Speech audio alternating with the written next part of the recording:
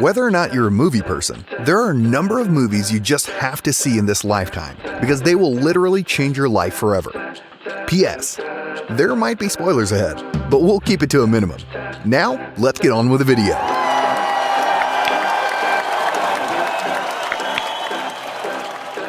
The Invitation. The Invitation isn't the first movie to play around with dinner party disaster, but it certainly is one of the very few that do it to perfection. This 2015 movie is basically about dinner guests who remain in the house despite some really weird activities going on. And just because they're far too polite or chill to leave, or at the very least, ask questions. The story follows Will, who is invited to his former home for a dinner by his ex-wife, Eden, and her new husband, David. He hasn't seen his ex-wife in 2 years, and the old gang will be there, so Will isn't the most comfortable as he drives down to the house.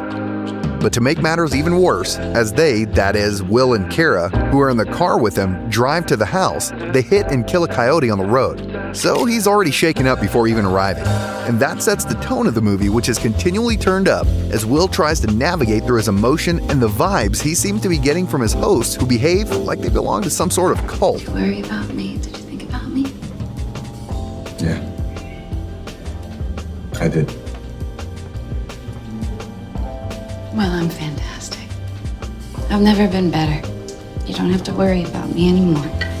It seems to Will like he's the only one perceiving that something is off.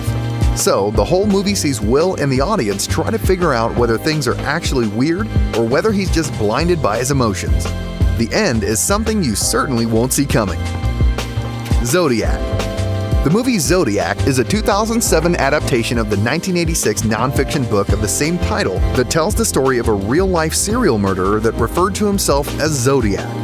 The serial killer operated from the late 1960s to the early 1970s in the San Francisco Bay Area, but was unfortunately never caught.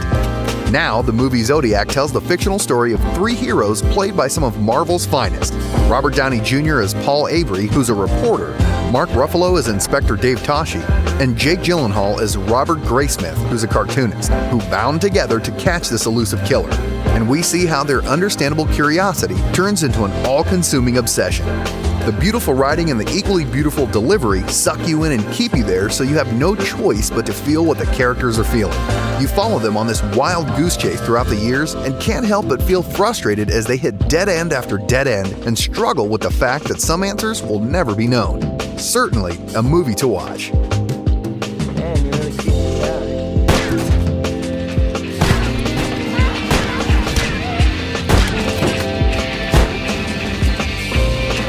Get Out. Get Out is a movie about race like you've never seen it told before. This 2017 American horror movie was directed by Jordan Peele, who before then was mostly popular for being one half of Key and Peele, and also for being a comedic actor. But his directional debut is such a fine mix of genres that a lot of people began to put more respect on his name. As was mentioned earlier, Get Out has racism as its major theme, but it does it in a show don't tell fashion that just makes the movie so gripping. It draws on feelings of being an outcast and then amps things up to life-threatening levels. The majority of the movie happens in one day and is centered around the protagonist, Chris, who is black, going with his white girlfriend to meet her white family, who doesn't know that he's black. Now, while the regular movie about race would have made this the tension of the movie, Get Out takes things further, a lot further. But because we don't want to give away any spoilers, we'll stop here and recommend that you go and watch the movie.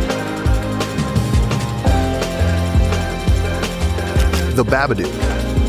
The tone for this 2014 Australian psychological drama is set early on when the main character, Amelia, is rushed to the hospital to deliver a child, and her husband, in trying to get to the hospital, is killed in an accident.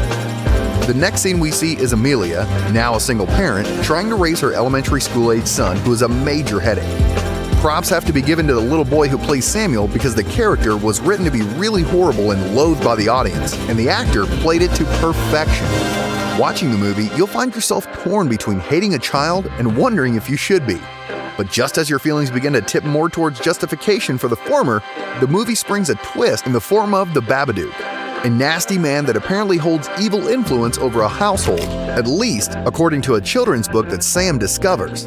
And just like that, the mom, Amelia, becomes the evil one. The Babadook is a movie that really explores the themes of depression, pain, and suffering. especially those of being a parent. And if the director of The Exorcist can consider this the scariest movie that he had ever seen, you better strap in for this one.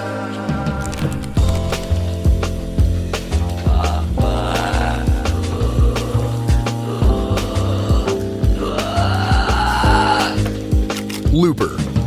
Written and directed by Rian Johnson, Looper is a sci-fi movie that uses time travel like you've probably never seen it used before. This 2012 movie takes place in 2044 and 2074, and I have to say that from what the world, and America specifically, looks like now, both variations are really plausible.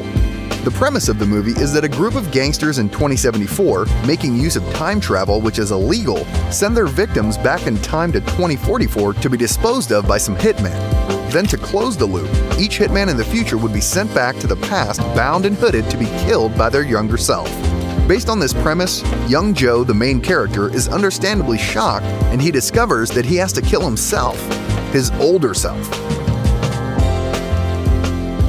So young Joe goes on a journey to try and find himself, and then kill him. But he finds some really disturbing facts along his journey that just messes with his head and will definitely mess with yours too. Whiplash. Whiplash, a 2014 psychological drama, explores the relationship between a student who will do anything to succeed and a teacher who has really intense methods.